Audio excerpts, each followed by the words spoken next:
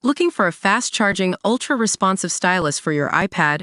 Meet the 2X Fast Charge Active Stylus Pen, designed for 2018 to 2025 Apple iPads. Take your creativity and productivity to the next level. Click the link in the video description to shop now on Amazon. 3 million workers to get £1,400 a year pay rise in days. Rachel Reeves confirms in spring statement. Millions of workers will get a pay rise of £1,400 a year from next week. The government announced in October it is hiking the national living wage by 6.7% from next Tuesday, April 1, and today's spring statement has not altered that promise. It comes after the Treasury stated there would be no policy announcements, with speculation about potential changes given the current economic climate. The Chancellor is under increasing pressure to address slow economic growth, high inflation, and concerns about tax rises. Inflation surged to 3% in January, marking its highest level in 10 months and significantly exceeding the Bank of England's 2% target. At the same time, economic growth remains subdued, with the Bank of England forecasting the UK economy to expand by just 0.75% in 2025, down sharply from an earlier estimate of 1.5%. Growth is only expected to pick up in 2026. By Ryan Saby, Deputy Political Editor.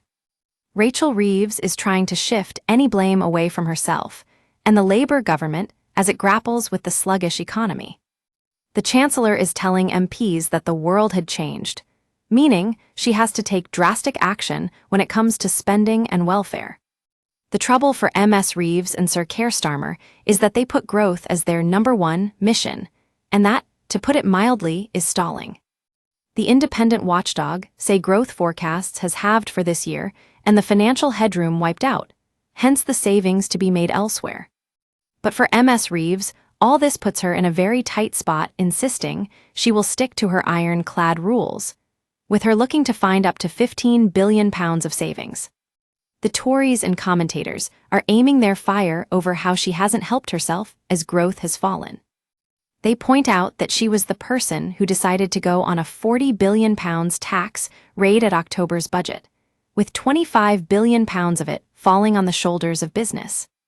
The upcoming Donald Trump-led tariff war could easily throw the government off course again unless a limited trade deal can be struck.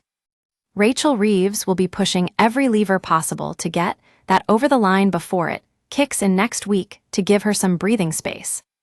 But we could be back at square one come the autumn with the budget to balance the books with speculation.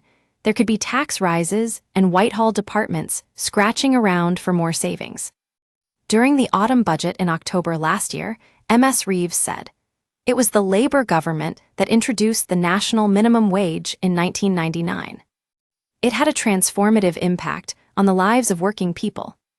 As promised in our manifesto, we asked the Low Pay Commission to take account of the cost of living for the first time.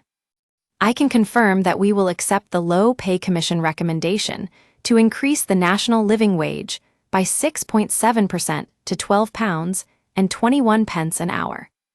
Meanwhile, the national minimum wage for 18 to 20-year-olds will be hiked from £8.60 to £10 an hour. A 16.3% rise and biggest increase in the rate on record, the Chancellor confirmed. It will see eligible youngsters in full-time employment earn an additional £2,500 a year. Both new rates are less than the £12.60 an hour rate calculated by the Living Wage Foundation and paid by 15,000 employers.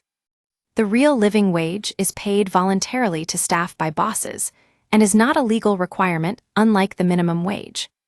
In budget documents, the government also said it plans to create a single adult wage rate for workers across the UK over time. By Ryan Saby, Deputy Political Editor. Rachel Reeves is delivering the spring statement, nearly 50 years after the first such mini-budget was delivered. The statement, which over the years has been delivered in both autumn and spring, was started in 1976 at the end of the year. The law changed in 1975 to ensure there were two economic forecasts every year as opposition MPs, and the public could keep track of government plans. Rachel Reeves has insisted there will only be one major fiscal event each year with a budget planned for the autumn. So no tax hikes or reductions this year. Her Labor predecessor Gordon Brown held the budget in the autumn, and each autumn he would deliver a pre-budget report giving an update on the state of the country's finances. Fast forward to 2010 and George Osborne, Chancellor until 2016, set up the Office for Budget Responsibility to provide an independent forecast. They were also there to dissect the state of the economy, producing 5-year forecasts twice a year. But the OBR weren't asked for a forecast by short-lived Prime Minister Liz Truss in 2022, despite their mini-budget containing an array of tax cuts causing a market meltdown. But while the increase in national minimum wage is good news for workers, it will pile pressure on businesses. Robert Salter, director at Blick Rothenberg, said after the autumn budget, "The increase in the national minimum wage from April 2025 to £12.21 means that small businesses have seen a 37% increase in the national minimum wage since the 2020-21 year. This is a significant real increase on the costs faced by businesses and could easily result in increased unemployment over time. There are currently 2 different minimum rates. All workers are supposed to get across the UK national minimum wage and the national living wage. The national minimum wage, NMW, is the minimum pay per hour for workers who have left school. As it stands, those who have left school and are aged under 18 must get a minimum of £6.40 an hour. Meanwhile, the national living wage is the minimum wage for those over 21 and is slightly higher.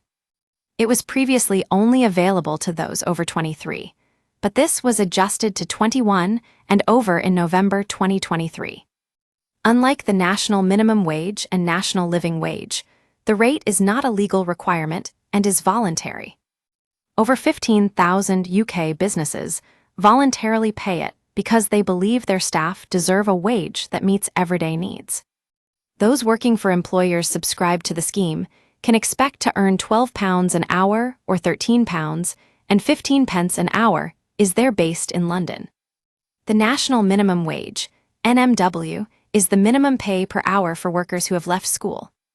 As it stands, those who have left school and are aged under 18 must get a minimum of £6.40 an hour.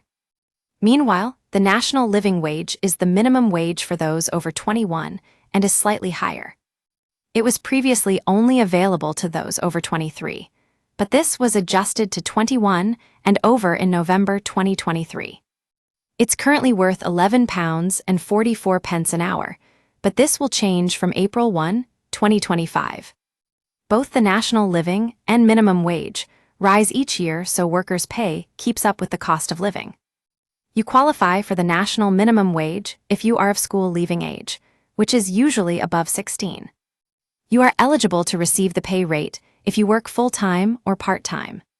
Apprentices also qualify for a national minimum wage, as well as trainees and staff still in their probationary period. The rates also apply to disabled workers. Those who are self-employed, voluntary workers, company directors, and family members who live in the home of the employer and do household chores do not qualify for the minimum wage. Au pairs, members of the armed forces, and people on a government employment program are also not entitled to the payment. By Harry Goodwin. Today is the first Labour budget for 14 years, and the first ever to be delivered by a female chancellor. Brits are bracing for a raft of tax hikes as Rachel Reeves tries to plug the £22 billion black hole she says she's found in government accounts. Here are 5 other budgets which have caused a stir over the years. 1979, Geoffrey Howe, Conservative. Margaret Thatcher's Chancellor Geoffrey Howe slashed both the top rate of income tax and the standard rate. He also doubled VAT, shifting the tax burden from income to consumption in a huge change for Brits. Howe also eased controls on foreign exchange in a bid to control inflation. The budget signaled a massive break from the last Labour government and set the pattern for decades to come. 1988, Nigel Lawson, Conservative. Nigel Lawson, dad to domestic goddess Nigella, massively slashed income tax again.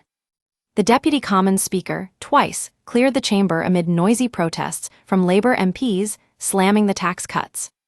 Lawson also set off a property bonanza by announcing an end to double mortgage, tax relief for couples buying homes.